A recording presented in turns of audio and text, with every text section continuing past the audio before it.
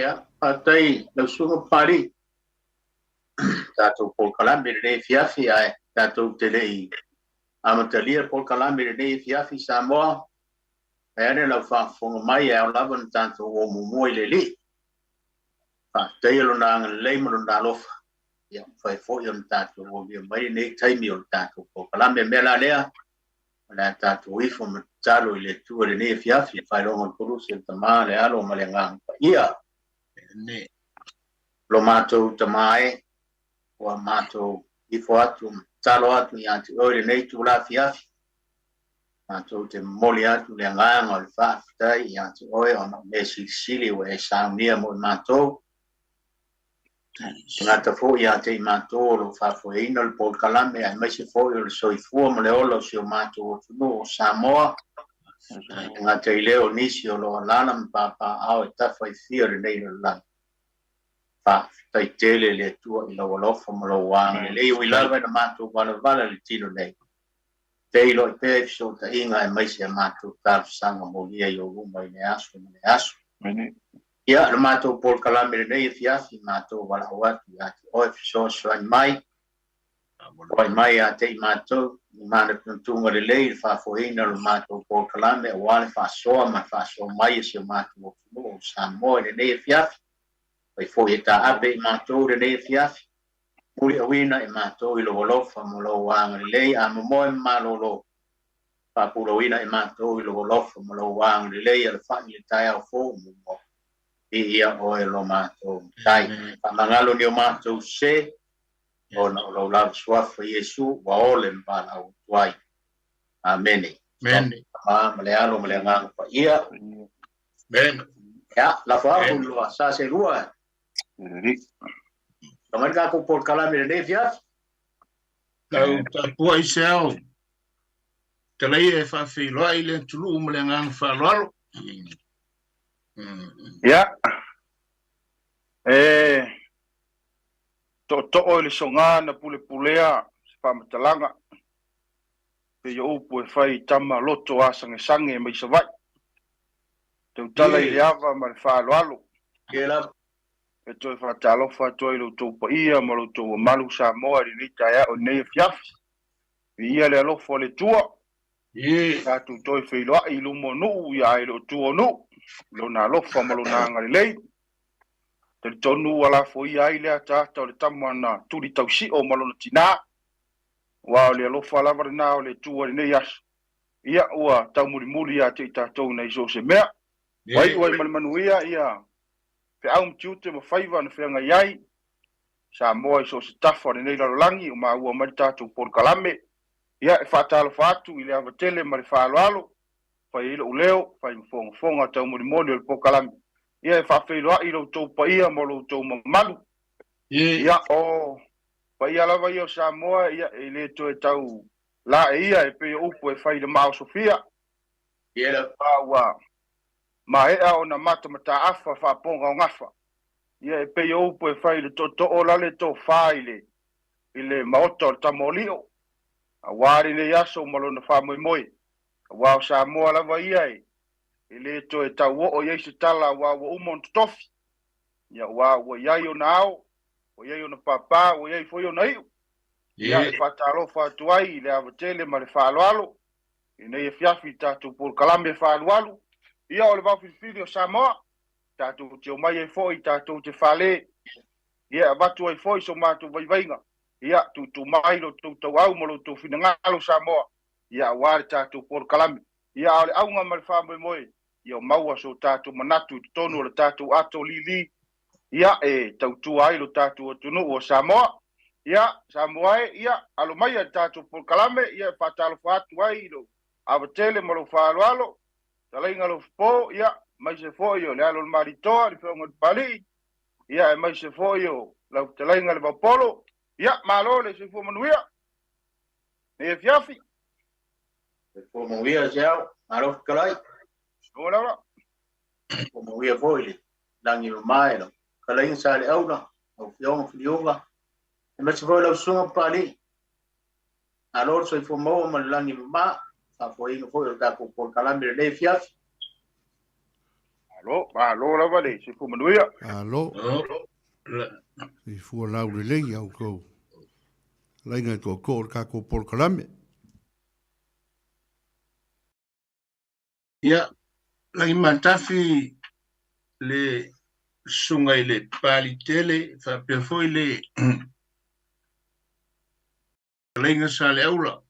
Ia, se foi le Sao malo sa whawhiroa i le ne fiafi a wad whawhonganga le tatonga tunu whantalo whantu Samoa i ona tawha eses le wa vea i a leinga i a sao malo e whaima tau moli le porkalame le Vaofilifili e le whantalo whantua i malenganga whaaloalo i le ne fiafi. Ia, au maia se mea i nae le mta upue tantou e fusili na se au na tau ia Malo la va. Ia, talai ngal po. Te ai o nga o nai vai aso fo i wa vai at le fa fonga mai le tunu sa tatu tatu fo i o le au nga man fa mo o le tatu por kalame ia su ia fainga e tu mau va vai ia le ukwale le la o lunga le tatu por kalame ai e fo stasio por kalame o tala no fo i vai nga ia ai na fo por kalame is fo tamali o le tunu ele un fai un fa soare le tunu e vala o mai ai ele mele o te no mai tau le vao le kwai nga si vo ile ai alu li mafe ai o ko fa popole si ni mafe e pe o ko fo e ko ruafe ai ke o mai ko fa popole si ko ruafe ya e pe na i vai nga e nga fo e ka ko ki kala mo ai wai au nga mal fa mo ka ko por kalame le o ya i ka ko se ato ele va pe vo e fa to no fo e Vaofilifili o Samoa lo taringa va po lo fion fo unga va pe fo le to fa ya se al malo le tunu ya na o nai manatu fo e la fo atu ma me wan fa so mai le tunu e pe o paule o le mele le o te manatu o ia I vang nai e se mai ese smeo pina ngalo ye le va o ma to fa le va fa pe fo I sa malo ato por kalame ni fiafi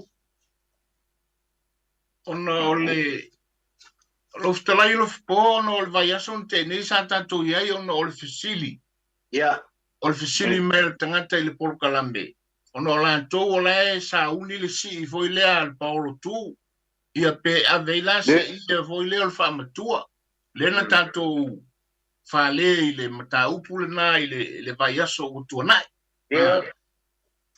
ia ai mana ia foi le mele wef talai ai pe tai ai si ke la monga ai ele fa siri nasa siri mai ai ele talai ngai a seo malo e mana ia foi tu lunga ia te fa luai me talai me ia fiafi mo le ngang fa lo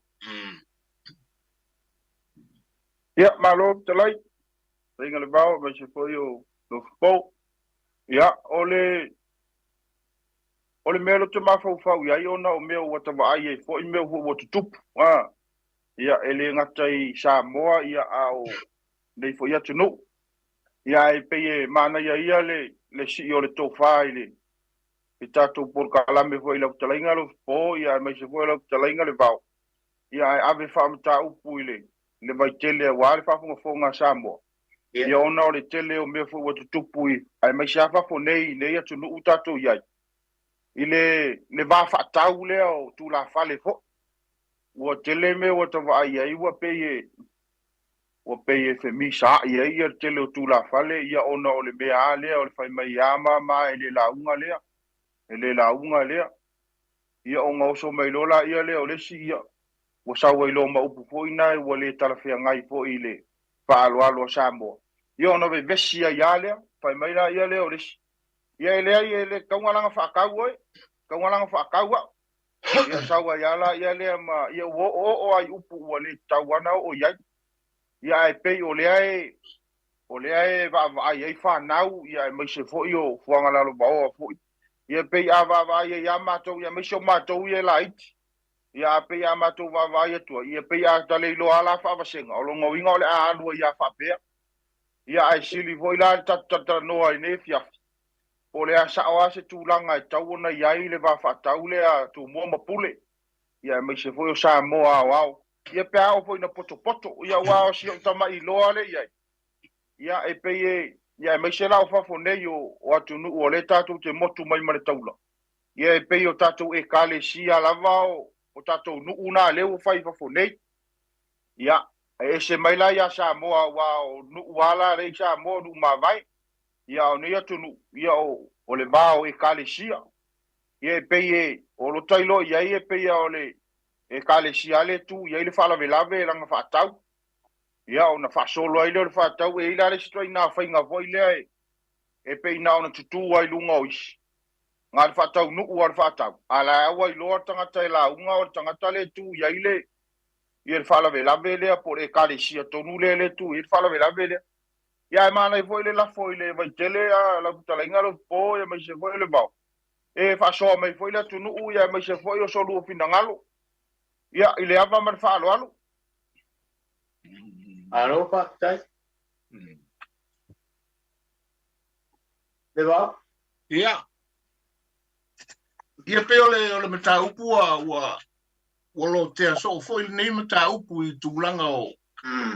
O va fa tau tonu e kalesia Yo e o le fa tasi foi ona ilunga le Vaofilifili nei foi mata upu e leo se mata upu fa ingofie Mali o me monia ia ele se upu ele toe o Samoa o mana tofi Mali ia o tu mo mapule I tu au mala tau a inga tai no le Vaofilifili o mama e vai o umana tutofi le atunu. Mali O le whawhatau foi o Samoa, ia, o le whawhatau na I le usonga a kule matumua. Ai pe o le mele I tu tonu la o fioanga. E foi ia, ese ia fioanga. Ele au mai le va whaatau o le isi a fioanga, e whai ei le va whaatau o le isi a fioanga. Ese a. O isi nu o nu tofi. O lona winga o le whaamtalanga o nu tofi. Ia, na o atua a wailonga lava tangata e alu lava, ia, e alu lava le whaatau o le whale a ana le tofitu mbra. Ia, umolofa bea, ia, o le matua, o le ase, ia, e vesi a le whantau o le tofitu, ia, a oro le kaibiro, ia, ona, tāparo le ole, o lona winga, e ia, a o isinu, ia o le lautina lau le lei. O I nei lai, I tuainga fioanga, I nei, nuu nei, ele atunu le nei o tanto iai. E ona mali ai se malofa pea o ekalesia o singanu ia. E fa pena uma o singanu I Samoa. Ele amaia le fa tau le sinu. E fa ele va fa tau le sinu. Ila utilo fo le melo o tupu nei. Ele amaia le va fa tau le silotu. O le isi ekalesia. E fa ele va fa tau o le isi ekalesia. Ese mai le tūlanga le o Samoa ua umana tofi. La ule tilo iei le nonofo o io e kalesia. Le anga iei va nonofo e kalesia, iei va whearoai I tu tonu e kalesia. E a mai to finga le atunu. I la ule tilo iei le mele whao ngai tu tonu e kalesia I nei. E whao ngaro lantu va whearoai. Le vano nofo, le vano nofo foi lea I te tonu e kalesia wae. Ia, o lau nā tilo iai, a whai foi la whantau, le va whantau e kalesia, e whai ai lo lantou vano nofo, lo lantou va whearoa I te tonu le kalesia, le va whetausia I whawhale upolu, ia ma le va whantamari, I lau le tilo iai, I le mena le ia e kalesia nei. E le mawhaila na watu i le polokalambe se foi lea se ala fua fanta oto. O mea whapea, i lau lea tilo iai. Ia, lai whafonga lea tunu, whasoa mai. Ia au sina o lea tunu, lea au tā leia, ma lea au whaito wha, ma lea au whaiuta Samoa. I le tūlanga lea. Au lau an tilo i tonu e kalesia i nei New Zealand. O le tūlanga le nā, e whai le maa whetausi ai, le maa whealo ai, ma le maa whewa ai ai.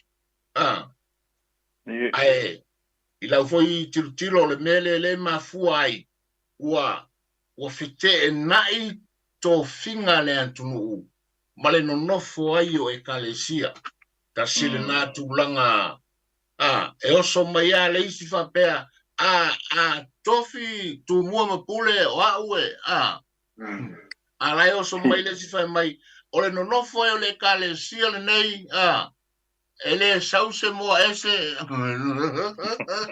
ia o i tuai ngā mea whapea o loo wantali tulunga o le vā whealo ai o le atunu whaingo fia i mea uma rau lea whaso atu mo le ngango wharoalo alo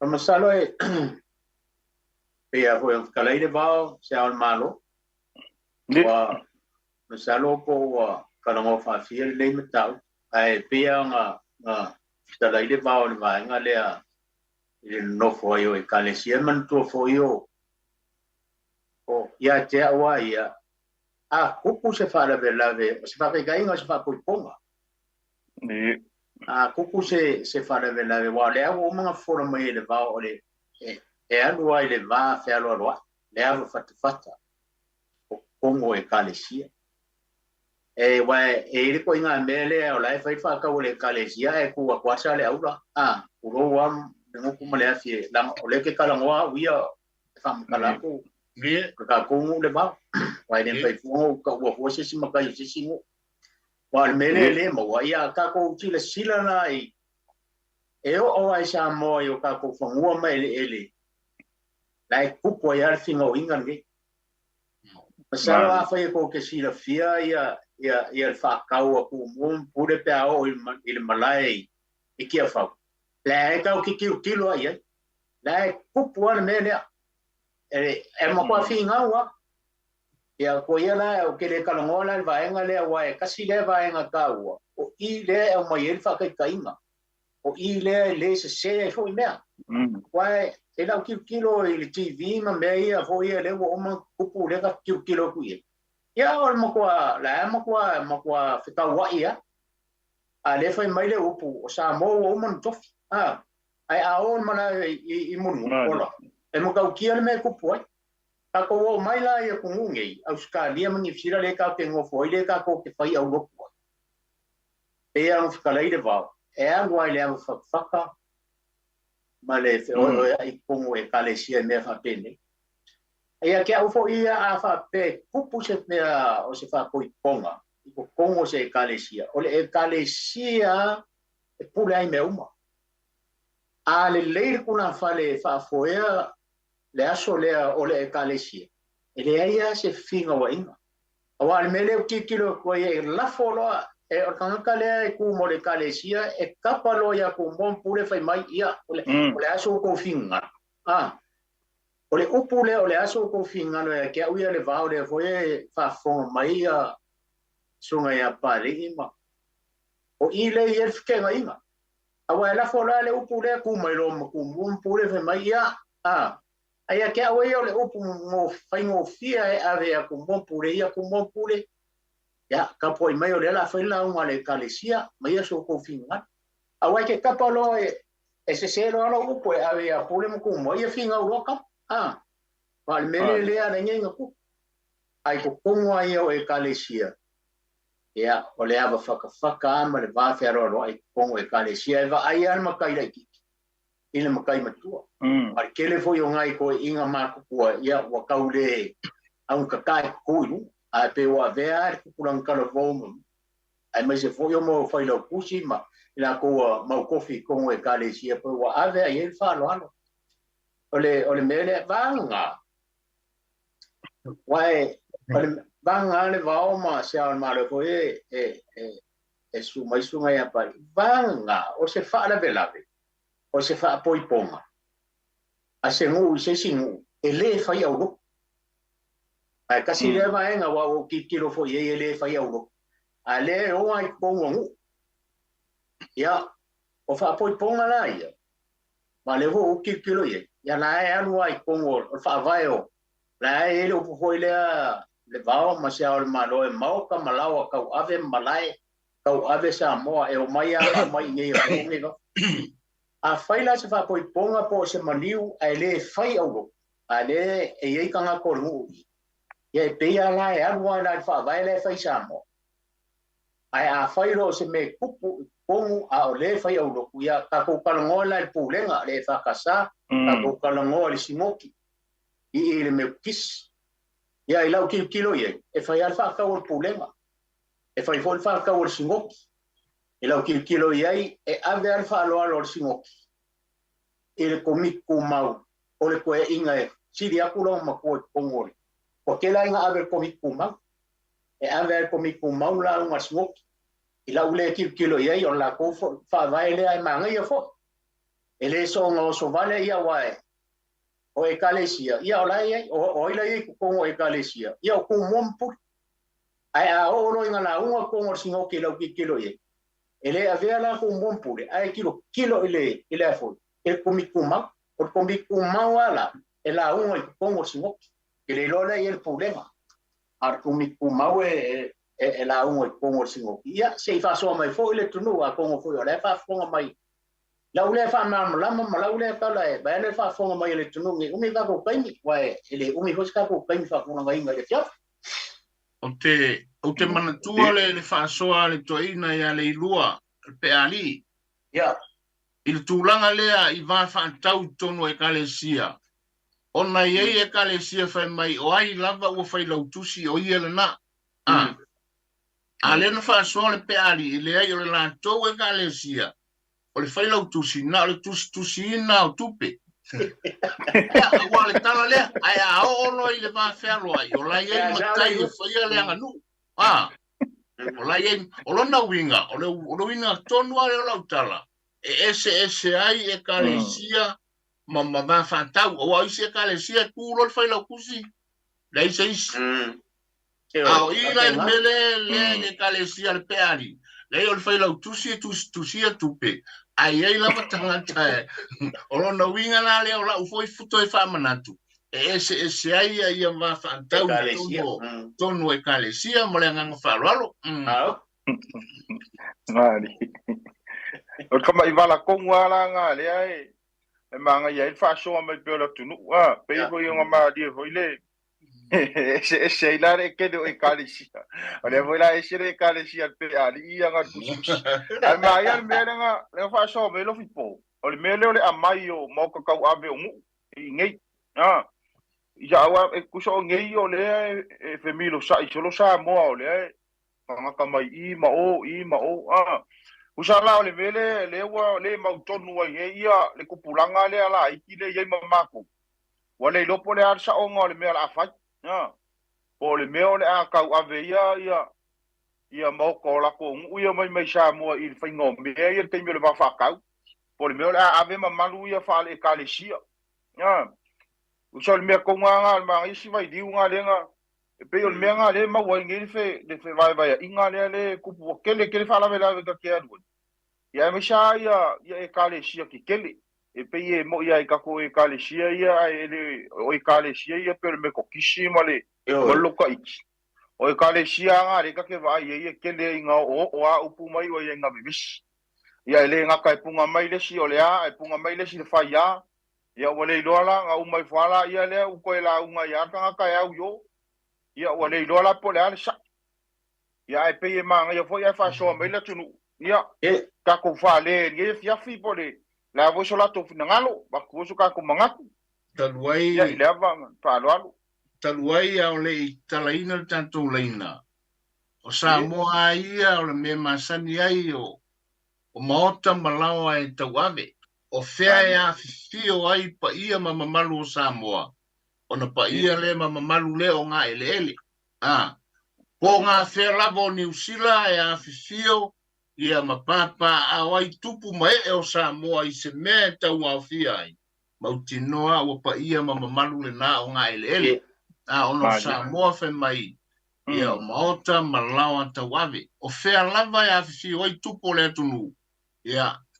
O pa ia ma malu le nā o ngā ele. Na pa ia tu foi le tulanga lea. Au le talaina tatu leina ma le nganga whaloalo.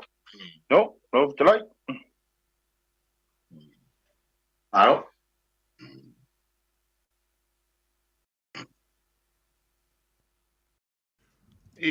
O le fatel talis tato avanoa. Yeah.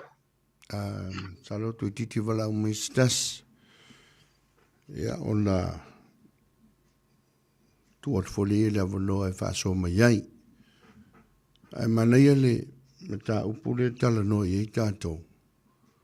Ona e pea fulu fetalai te lenga ya lof po. Si le phone im ta upu. Mali. O le kasi le lua le se fulu usalo fa se launa tala no ina. Ya. Ala e tupu a. Ele alo upu ia mea wa matanga.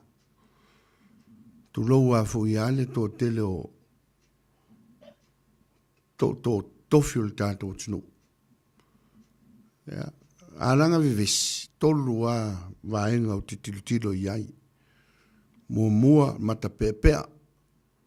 Lua o le asosil tamau a inga tolu le aise mafau fau e tausil fa alo alo me le vafeloa. Mea nga? Mea nga i tolu. Ioe. Wata ingange ase se il tangata lai tu i runga walu le launga te ingange ase se e mawhenga e alu ave swamisinonga. O ngala e sau iai le tō wha. O ngai mo le tō wha ma le wha alo loa. Kōpe se i uma. Whai tua upo. Wha sao malie. So ka kōle tunu a le. Lau tala le whai so. O lau whai a onga le ngana Samoa. Me ia le iloa matai wha alo alo leo se matai tu lou le upo e tō i a. Me ngā renga vevesi kako whakau. Lei se tō wha. Lei se whautanga. Tu nai. A iloa e ke sao. O sa ilo sao. Manatu i le aso. Po le arwha moe. Se yuli masao. Ia. Muni ia ira ia leo ngā. Toi tilo i ngai tu. O ai taunga la unga. Leo rau lea manatu i ai. Leo e mo mali tato mori. Tato ol tato lenga. Ia. Talofa tato wala umo mua. Talofa rau sunga pari gele. Alo, sau no mai. So, o mangel, tok mangel, kalango. Talofa, mangel. Malo, pa pelo e foi pa e mau lungo le por kalame. Sei fo manuia. Do ola o so ngia ku e maka upu le pe o ko o moia. Onga. Ai le fai poi ponga la pecare sia ka fai. Ya mangkuala o le wa uma lo le kamu fakanga. Ia onga a ile se nga fa fo fa le kalesia. O le kalesia o le foi o la kumakai. Yo ya o ulae pe o wa ye fa ye me ala kalesia. Bachalo es decir, fui palida o kalesia. Madi. Ya, o kulole ilunga ole fa ponga lango fa I Western Auckland I Messi. I fefo I teatro tu I community. Asa fai lale avale amakanga. Ale ava fa Samoa. Ya, asa ye ka wo kuole swa for ya. Ya fa maria ka fa fonga mai o asia. Sia ka vol ngale. Ya, o kulole fai fa ka fo ele kalesia. Wala ya wo umang kasi ai fa mo o ke fa fa kai fo I ai nga lua mo malole ia ai ko mai a sia ka vai mai e manga o te launga ia sa fai a feke nga inga o fa kulele ai e se pungi lo e se pungi makako anga fa apea o se mea fa Samoa le fai I o ke fai a kuola a lolo lo kaufi ai langa o le ke finga nga finga wa ia ongo o le fau kuala fu ia ngai amari o le maku walo ka sa maku lau wa kasi mai ku ia ai nga ngau mai a I le mea ya misalo la pe ngau mai mga se la fu pola ya ngau kulo leo fa kulo le a ka sele ngai fainga ka ai wole le la lo ka ofi ai sa ngom kalai fo I wa se fa kai ai ngalua ia fio mai ya nga fa ele mo lo ngala alu ai ke usava le mai fa fo I o la mako mai I tatu ai apo ai akale limba ka mo fa ku vai alu fa so solo la ai ngai se ale men ke pai o lo winga la ukala ese meia ele ku fa ka sia meia e kale sia fa poi pongo mali ma meo lang ngu fa Samoa o langa ngu ia fa Samoa pe o sa fa I ma me fa penga ya ale mene o ke va ye e wo wangingi fa solo a ko o la nga fa so ngia ele o se me e ka wa ma ka o ma ko yo wo le fo on fai upula ku ya ma ke ka wi ai so umata wa ho me fa sa mo ma fero ya ya wa ku sole ai a foi o fenga lo ma kai e kwa le o la o nga fa so ngi po kala mai so ko finga lo pe ili fa ka si me ye lua o la o nga fa so ngi ko po kala me aftai tai mangede molo firangalo ya ai mo fa so mai ai va malu ro tu le tunu a molo lo fa mole a wole ta wo fo swa fo tamari il tanto tunu fa ali alo o firangalo ai tautona le ngai o le vao ia I foi tu la fono tanto por kalame me la le a wole ta wo fu wole ta e fo swafa ni so tamali o tanto tino a le fa utongi mai o la o avesea o me lungo lo fa soa me fa ralo ni tanto vala auta lo fa se fo mo duia se fo mo duia o fo swafa fa mo mole a pingel fa mo bon ya sa no mai apine ya por buka kwai o fa kai o lo fa fonga ia ma o fa lo fo ia o lo ka kong so se malai la o le kala le e fa kala le o fo ni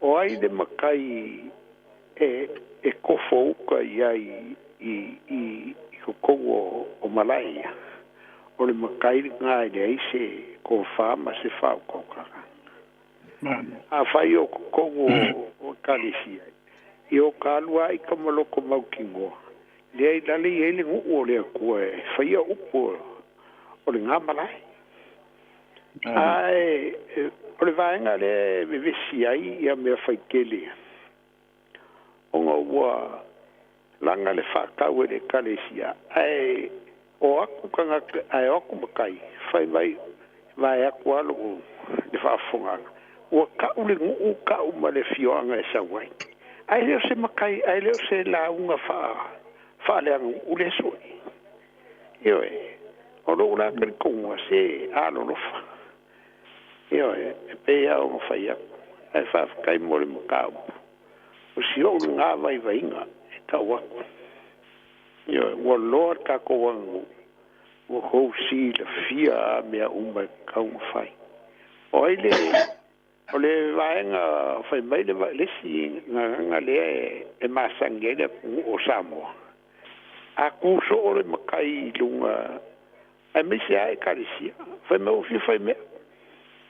Le ai sera ngūna, le kofi a le makai de kongo le kalesia a faia o ia la unga mai a le amakanga e fia fa le o la le e power kofi nga makai yo langa e o le poko ma le akamai o mo fa pale nga i so i fu ma fa penga voice o ia i me fai marca ko marca ko angu ya o si au de so nge fa kai mo ka fa kai mo la ngo pali Kai pie. Aftai, dai molo a Sauli fia. Ai lava pasoa. A Peneru, lisi tato vala au talofa. Ya, varo se fo. Ya, se fo mo ria o fri swafa fa mo mole. O beti de no te fo. Sa lo mai. Ya, varo se bero fa silia fo le. I tu langa ye wa le sa o wa fa ngolongo tu. Me yo si Paulo ole se lo fa silia. Ole se fa ka o ngi bio. Ole fa sa mo me yo si po Paulo. Ole se me o le se me fo le fa ka o wai le wingo yo ofisi ye pe o le wa ye vai ka o pe o fa ka o kupe o wa lu mo fu ki o lu fu waste ya ali lo mo ye kupe sa mo la vai ke pe o mo so fa sini mo fa o le se me sa fa ka o por le konga, por le kupe, por le a. Wai pe ufai ka wanga i. E pe ang whai aku me, a misia mengi o polo ku. Ia woa lunga sifuru mo kupu. E ai moa mia me i sa mo, a se rosa rau ele mo sa mo. E ai o le anga ua, ia pe o le anga ufa sa mo. O le ala se mea sa whaka ua. Por le konga, por le a. Ia polo whasini mo sa rau, tai lava. Alo va tai ia fa fonga mai se temi la taliatu ia tamali o tatu por kalame. Pe se vanga na tu fina ngalo le vawe lo fit po ma se au talile. Ia ole vave ole mesa fata o le taimi. Ole taimi na mai tau. Ia ole va no foi o Paulo. Foi mai ole ise sali popo, ole ise langa fala. O mela o wina o lau tala e fanta ua le taimi, ile nā vai taimi. O mea ia santa ua. O loa ia le atulu sa fanta ua i le vanga Paolo. O le tama, ia o mefa pena e fai tupe. Ia o le teine e fai tonga, fai fala, fai siapo, mefa pena, o mea nan ta ua le nā taimi. O le nei vai tau. Ia, o tanto ua i le vai tau o le me foi lea o le tupe. Ia, o fanta ua foi le nei vai tau le tupe. O rona winga leo lau tali e fanta ua le taimi. Leanga o le taimi. Na tali le na foi vai tau. O le taimi a na ta ua i le sali popo ma le langa fala. Ia o le na. O le taimi le nei. Wa ese foi lona vai tau me o ta ua. Pei o ta ua le tupe. Ia o le tali atu le malanganga whalo alo. Malo va tai. O la ufa sidi la ine vao. Hey. O le taimi. O whela ta o toil mamalo tato tuma tato wanganu. Rono inga o lo whirangalo a o fo ilisi sulto sanga lumonai o i fo isisi me whaatau. Ai tia i le whaavai na sawa i lava tato wai whaatula utala. Whaalawe a inga le o te alu whai. O le au ki sosolo au i le il tūlanga le atwetala iai. E le ai ase mea la ala inga taungo tatou mei e se mai. A whaapea o le teino le langa whala. Nā le mea la ala i whonga kusuia. A whaapea o le tamo le sari popo. Ai se ame la kako se e se mai ai. Pali ele ton whainto e sui ele le anganu. Pei foi lava no fai atu. E o mai ai le so i fai poiponga i le vanga Paolo i le so. O upu ane tau talangia. O umana tosi lontano no fuai le manulauti. E te salipopo ai o pea whape o le teine le i nei. Ole mai ale na alo no winga o lau whaamtalanga i le tali atu e tusa ma le Vaofilifili. Ono le nei vai tau o pei o whaatau wa ina le tupe. Ai le mwhai ona Ona vai al falo o tu fa mai le to to pari. Male ngang falo. Alo va tai, talo falista tu valau. Talo fa. Alo la vale. Mal pu kala mingi via. Alo fa mo. Ora se como no ia. Suafa, fa mo mo. O le pepe pari. Oi ya, lo fenga lo pepe sa no mai.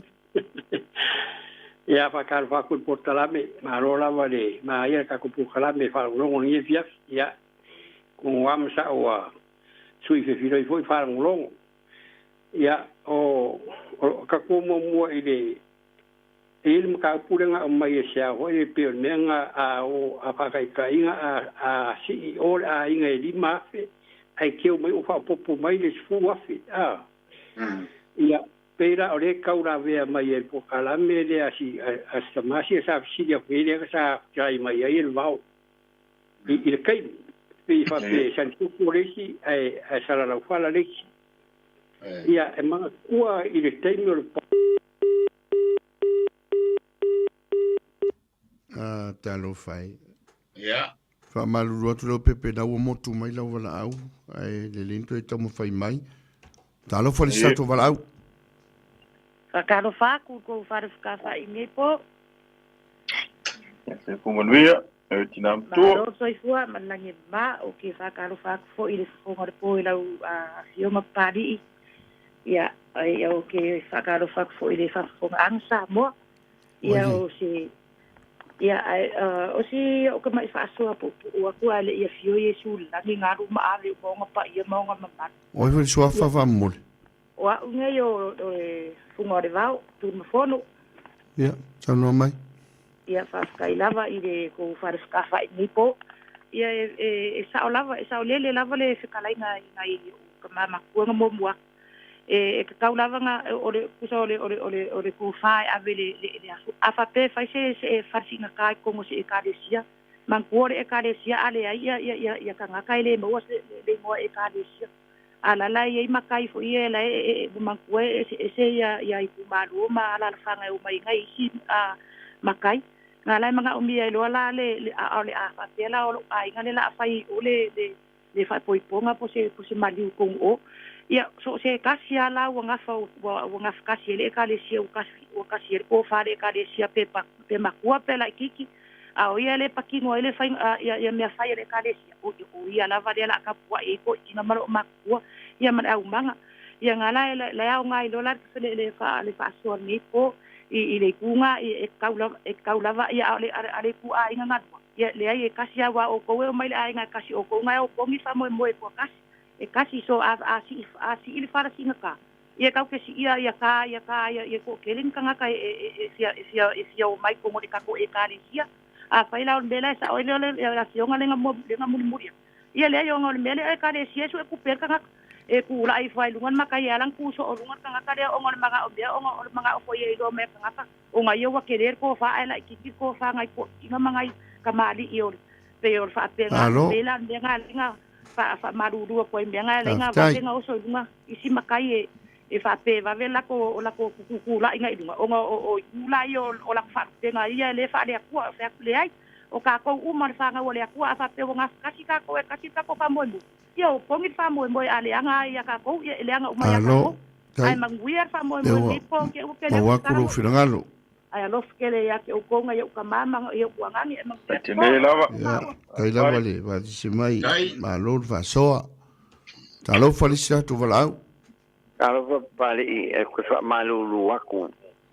A foi wa angie le swafo o ole mangele. A foi wa angie le swafo i u kaukalanga. Ia o ke fa malulu aku le o kaukala ui ele mesao. Ai sa o ile usa wanga pali e ke mama le ya ke pali. Ai. Mela le ke fa malulu ko ko ile sunga male fa fo i mai se kala o pale ko wala faina ya muia por kala me pare taila tai ko fai lo suga de li foma alo for valau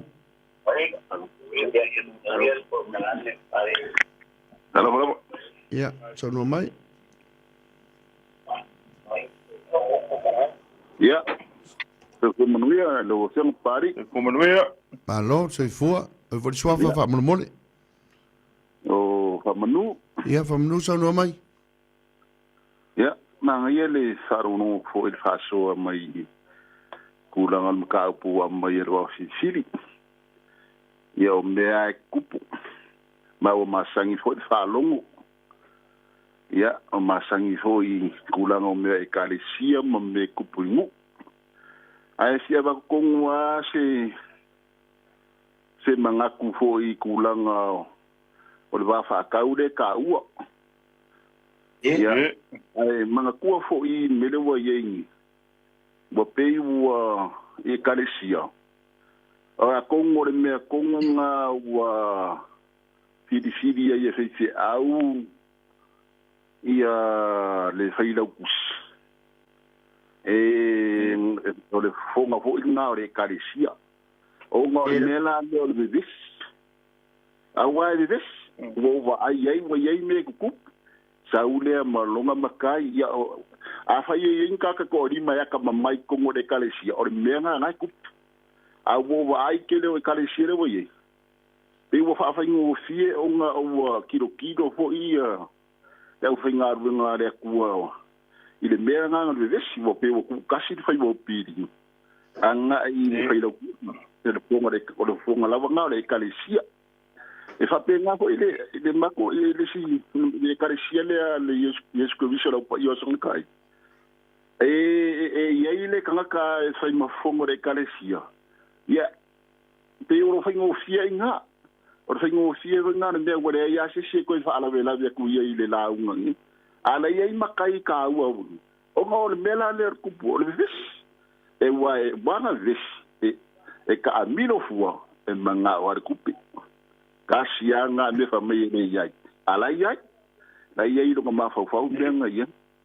O kulanga la nga fa aso. Ia sa. Wa maso nga yo. O le sari popo mane. Ia waso ngi. Wa malo siar kupi. Wa mafu ai. O nga ngumi ai le kulanga le ka ko wangu ia so ku ngai kulanga fo ele ka kom ka u Vaofilifili manga ia kele le faso ni po fa skai kai no Jai lava mo le faso le sitato parau pai ia lo po e ko kasi ska ko parau ko runga o le ia o le pisi mel jato lenga fa talo for parau Alofa. Salua mai o furi swafa fa mo mole. Alfaio. Alfaio salua mai. Ya, soy fua mangui el ko kalami. Manga yet po kalami falong. Ya si Vaofilifili le si faya. Ele pola ka ko Samoa o mga kof. Eu foi lá ngai meu ko la nga. Ai ya la Vaofilifili. Onga pe o ile wa ngongo le ko au ile. I mea ia vesi mea iei, pe vela mea lea nga whanunga koe ngai ko inga ngai. Whai ei se ko o ka o se ko o le kalesia i, ko whinga i o langu. Mlo whanol lava. Alo, whaftai. Mai pe on mele lewa, ula I mai kaimingei. Whai am whalala ko o le kalesia. Aola ulea siri o kisi mama lama le ko finga I o ko o le la unga le sai ei se ko o le kalesia ko finga wa afai fo nga fai mai si o fonga le kalesia por fai la kusi le kalesia e o meanga ko fia fai la kusi le kalesia me fonga le kalesia me ko ngol fasa la ulea lo fai fi au me ka le kalesia aola nga ngula le kisi mama na mai sai ei se ko o se kalesia ko finga la unga Samoa. Alfaio. Ia. Alfaio fa mole lava o lea so sira fia. La sira pona ngo le ke do man mana. Ia, mana tu le tasivalu to lo fa to atau nu tala lelei. A le tu nu o leva na umana tof. Ya faila ka ule ko ul kasivalu o ile kala le kasivalu ko o le vanga ko fida ko la lan me usanga fa malu se ya ila le kalisia i me fai le ko nga wa mga kofi le ko le ko ya mana tua foi mea le atu nu na umarofa mai mali to ele to yese tu pula walu ma mea le a Samoa i le palapala ai tasi le tupu na o le atua o lo no winga le wa sui nanto finga le atu nu e kofi la nga le sui ai lo avele sunga i pafenga inga ai ri ai ko e ave ai ko la nga i se le kale ya ai ele yese to na to fia ai moltala le lei a foi la me nga le ko kuria wa peo nga le vesi me ia ma fala la mai fa me ko le kalesia ai ele mangingo mana ma peo ngai se kalai le va por kwa sa ngai ia le kalesia o le mga kofi samo ia malu falo la mangu ia kele po kana aloha tai Kai la mai. peo le ala foi le eventuele manantu le Vaofilifili se matu fa fonga le atunu o te tonu ai o ekalesia o la eta tia yanto finga le ekalesia na to le ai ma se o tofu ale ekalesia ma la to fa vai o la sambali ai ai peo le mele tu puele de versione ma nei io to ole na le foi na mai nei e ta uai le mele a mo le fata itainga o le ekalesia matou ia wa maliu le toi ino le manto ekalesia wa umalona teu o mai role a inga ole toi ina le teu le manto ekalesia e tu samale ia ona umalolea ole a fai role o se leo le manto ekalesia e faafetaia le maau ma le milusia o le a inga ua foi le ekalesia o i tonu ale tupu ale fa le tonu fai lo le fatau o le ekalesia ua tasi ka tuloa tumua mapule oso mai lo tumua mapule finau mai lo i le launga ai sila foi ole vano nofo o le ekalesia ma le ainga le na o mai e faaloalo mai i le ekalesia e le o faaloalo mai a tumua mapule e pea o i le tupu ai le nunu o le toaui i ole ekalesia lava e ngafa ma le famoemoe lea ai se e tauna fai se leo le ekalesia e faafetaia le maau o le ainga o le au mai anga i le ekalesia au i tonu a e tu mai e le sui foi leo tu mopule finau i le lauma e le talafeagai i le tulaga lea e o le ale leo tu mopule e fai o lea o i le ekalesia te tauna faia le faafetai aua o lae faaloalo mai i le ekalesia e le gata o le ʻaufaigaluega a o le paia o le ekalesia e tatau la ona fai se leo o le ekalesia ai le tatau ona finau ai se tumua mapule e lē totonu o le ekalesia pea o peia o laʻu lea ma ai le tulaga lea mafua ai ona nunu le toʻau i faamoemoe faapea o le atunuu pia atu i le sui le whaamai a kungai le sunga ia al whaiu. O ngā le fisini mai a le ua man whaamamula mai le bao le vaenga le ai. I le e ako ko oi o le tunu. E ke a wā ia e pei o se upu hoi le ave wā le upu lau kele o hoi le kakola la whanga le bao i Samoa. E ala ko mai e ase whaupunga whaingo fie hoi le leo.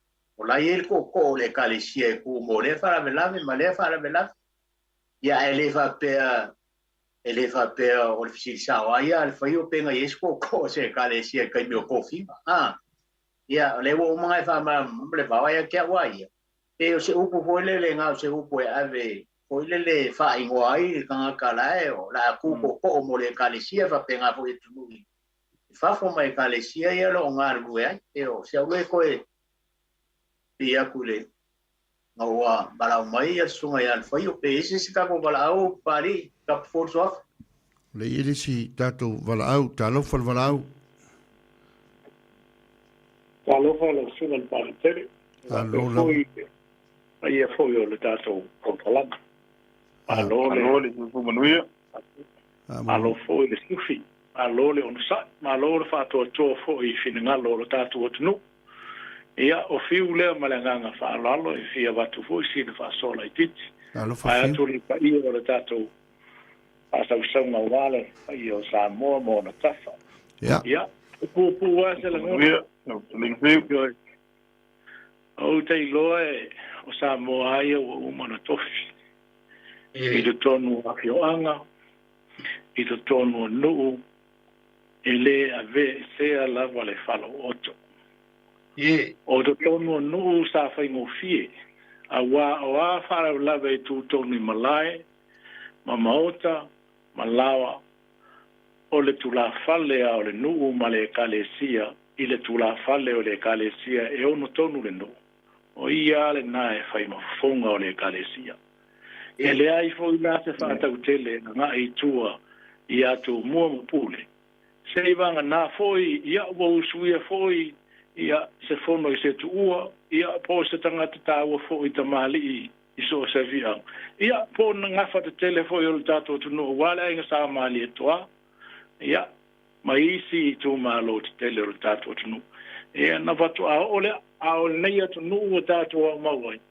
ia tali tonu a le fa fa ngofia I lalo le fa mal malunga le sunga le fa fe menga ia matofinga fo ia le kalesia pe ona ia o le vaenga silin tau I lo tangata o le va fe alo ai ma le fa alo awa o fe lava ia le fisanga I le fa tau fa le polo awa ni ngalo ia tato e muli a tato ta pa le tala au mai se famunianga I le matuatala o lo iai ta mali o lo iai foi tulanga mati o le kale sia I tulanga tofi o lo iai le sunga le fafenga o inae mulia iai la tatu fatau mo le famunianga a fi nau nei la to mo pule mo le fale polu a to la I malol ta mali va pe mai ia la uto fatau ma le fa alo la uto fale polunga ia o le afa to o li la tato waso e le mafai ala so polo fa le fa utanga fa do pon o le mele na ia nino ia tato mo le tato faiva fa fa do pon e tu lai mai lo le tamali fa pe na fa to li e le ai se tato fa ta o le vaenga le nai silin fa wa le tato fa pe foi la ia le foi la fa la li le tato fa ta ai ala o na fa la mai le matuatala ona sei au mai se la ngona e fa mutai le vesi le wa matana ye ia ele matango fi fo ila pe atu la mai nei le fa au pe mai ia o te lo la tu o la ta tia ia le fa ta o le fa le po ai o la fa ia tu ia se tala le fa au fa pu o le tatu was o me ia le nu no le tu au na tatu o sili ia le to fa le matuata ma le to fa le fa seni pe a fai o ngalo mama sofa le tatou va fe alo ai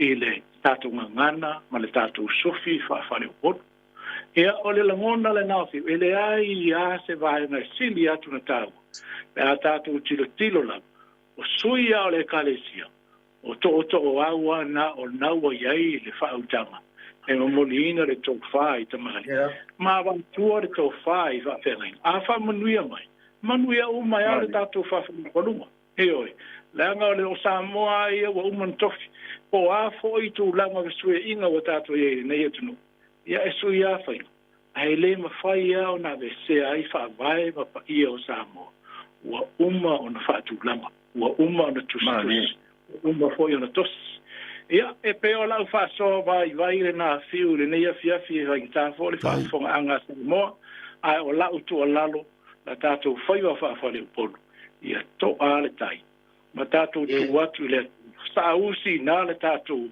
pauta tatou fai mea I le tūlanga o le vā whea lalo ma tatou te pātu I le matua tala me sunga vā whenei ia ona file mua I leo mea uma ta ape fo I leo fia tatou lore leo fia ma mai poi pa mianga vai whea uma lato so le leanga lava le whātau atu mua mapule e ese le mātanga ofi o puna e sindi atu na tāua ai ata ape nei leo fia pia se ua mai mau le aso ua mai mau le matango fio de la unga le au ma le aso na ua masofa o na le whaatau atu mua mapule ma lana whaafale ukurungu. Ia o la u whaso atu na ma le nganga vai Samoa i le nei foi a fiafi soifua ma ia manuia. Ai. Pasoa. Salo yo tatu wala mulmuli na. E tau pipi i lo langona voi lele le whiranga lo fipo le amatanga. E fua la voi le kalesia. Ia ma fua fo i fitalenga o le aso. O te au foi. A wha peo le alava se wha moi. E te tau aonga a whepe ia tō mōma pole. Ai le awhera ia i fo i le whesire po fo i le tō wha. Ai awhe iai, pe ang whetalai lo po. Ia, tō mōma pole. Ai, salo ai le to e nā male la ina o le tātou wāno no fwa ini e tino. Ia, le kale sia lava le la unga le mele a tapo i maia. Ai, se ia loa ele kale sia whaiso tātou leo, ia. Ai, e la se tō mua se pule kula. Ia ngā unga kula e whai wha manguia. Ai, le fi nau le la unga, o lo le la ngona, ngā wau. Sa ie le wha moe, o le matu e kale sia. E iai ata iala o iai. E wha vai lunga o le lofa. O ai alta ngata e tūrunga e whaile tāna, e le to e wha alavulavina, e rengi makto wha tau e whaia. Tu ulo i el wha tōtuanga whaile tāna. O ngā lele i tū. Ma kuksi le fia uma, o tō kera kaka ku whakau, ia, e le whapea fo i, whakamala a inga e whai uma mea lafo. Ole tai, wiraula o tala, tai iala se whainga, i runga o le alofa, whama male a venga. Mane o ia tu runga i le se koe fala bilang. O mantua ga e kale sia. Tu ulo i e whaile tala. Ia, a uma o uma. E le ingi mako whakau e whaia. E le ingi mako whakau e whaia e wa uma whanta oto i a ta iala sa matu e kale sia. E ese maise e kale sia o tātou o tunu. Ai, e iai fo i maliu. A lo fipo ma se au vane fo i ni Vaupolo. Ia paualo o konsen, e ro fo le ro langona le ia e kalesia. E pei o tu tase e fela tusi. E fai mototo. Ia o te siringia tu langa le nai le tō whaal tangata le ve mar fela tusi. Se tu lou lava le whaafunga me la tunu. A wā whaatita inga, a whaapera o pali. Ia, lea ua, whaapea mai le kale sia o te tūrunga, ia, whaise tala. A le whafonga le kale sia, lai tū mai lai tū le vai, o le tofi lau se tu lou. Le whionga le alori, tōtori inga iwa iei, a ingo le mani ato. O wheala o iei se fua, e tali mai al tofi lau pali. Pe la forfa lo e sisi sui o le kalesia. E ui, o le tofi lau se tu lou suafa. O ia o fofonga o le kalesia. Ia, o valala ngā vui le ka ta ofi ai, ka kōwanga ngofo. O isi fui e kalesia. Se ngā o fui ka ko whaasua lo fi pōri ke lo kausang. E le makainga i whailau kusi. Ia. Ngai ko kisi la fia. Ele fikara ele fela nga ingi kula falingi makai mentula mangi taulelea. Ai onga fa vai o kalesia. De wa ave il ka ko fa ia. Ka ke ngu ia ngi atunu. Pe yo ngala le sa wile upula. Ngo vakula makanga ka ko por kalam. O le ka ko fa alo lo. Ka ko fa alo ki nganga ko lo me sa. A o lolo. O le manatu e kausi lo kako valo le whaano loa. Ia, o lo lea manatu vai kako po kalambe. Aro, whatai. Whatai. Ia. O sa no. Se lua e wha. I marika ko po kalambe mo le fias. Aro, whaso. Kai sua e pari. telo ngone le si mea la o le taua le o polkalame ma o le fo o ta oto I ona lango tonu le polkalame le ne fiafi pe ona fa so mai le tele o sui ia le fo ua lango le sunga pa ul pali il tulanga lea o Samoa lava ila na mafia loi ma le tua fu le mafia loi o mele o le alo antu alo mai o le vai atu vai mai le va foi lea vano nofo va tausi le ngata o le va matamali o le va fa falu polu o le mea le mfaina de se le atu a fa pe foi tu tonu se ka le sia le mea le ai asi fi nau le se veves e matua malu le leile tai me uma fa tonu e ka le sia ile tulanga lea o la ye tonu le mele o le va fa roi o le va fa roalo o le va fi tausiai o le va fe va ai le ngata va ai le matua ile laititi a le va ai fo ile laititi ile matua o le va fi tausiai le ia lo ile laititi o na va ai le matua e lo fo ile matua o na va ai le laititi ia on tato lo la io nga ko ngala ka o ko le finga ngalo o nei me o tala le leili finga ngalo Yesu ai te msalo le vaso muli nei o le stala foi le o tato wa o ngale o le utunga ngana ana toi fa manatu atu mo ilanto uma lo fia ia tono le fa tu le utunga ngana o le vaso muli nei o le tato le stala fa so tai la numero per fa pe te fia waile tato fa tu na o le o lua lima fitu fa o lima lau numera o lua lima fitu fa o lima ia mo vai aso muli le stala tatua onga ia mo le ngang fa lalo lau fa uma ia tatu po mo le ngang fa lalo wale ta po yo Samoa